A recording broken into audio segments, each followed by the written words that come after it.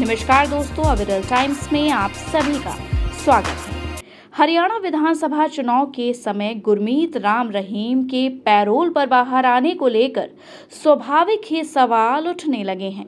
एक ऐसा व्यक्ति जो हत्या और बलात्कार जैसे संगीन जुर्म में उम्र कैद की सजा काट रहा हो, वह बार बार सलाखों से बाहर कैसे चला आता है? ये बड़ा सवाल है। ऐसा अनेक बार हो चुका है। अब तक वह करीब 275 दिन पैरोल या फरलो पर बाहर रह चुका है।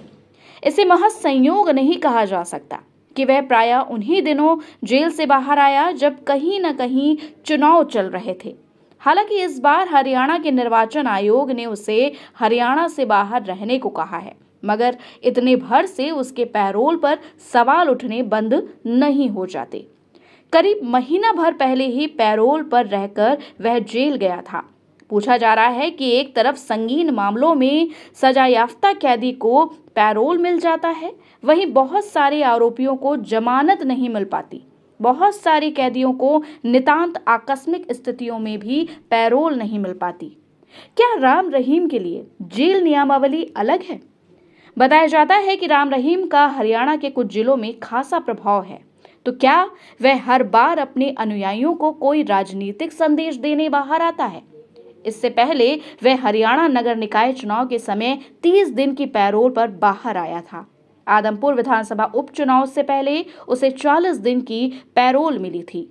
हरियाणा पंचायत चुनाव से पहले भी उसे पैरोल मिली थी।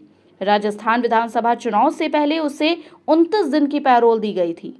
इस तरह बार बार उसके जेल से बाहर आने पर राज्य सरकार की मंशा पर उचित ही सवाल उठ रहे हैं।